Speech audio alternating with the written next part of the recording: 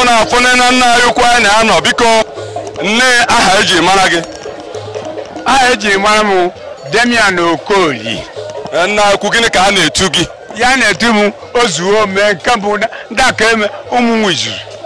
Ozuome nke mbụ na ndị aka eme ụmụ nwizu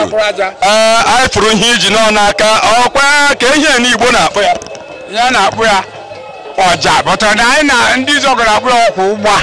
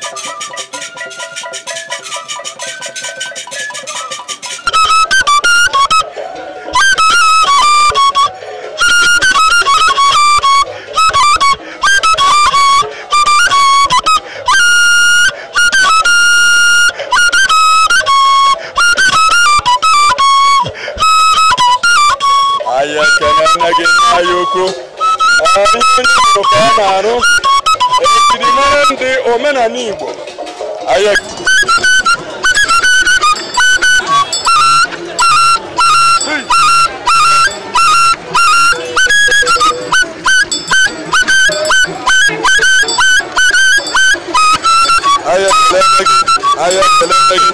aya kelena gị ihe ọ nnukwu mmanwụ eji eche mba agụ anụ nwe mpi ebune satara mpi asata maka atụrụ ahụ epu mpi mkpiputere mpi site n'isi nne ya geenụ ntị ka ịnụ ugheri danda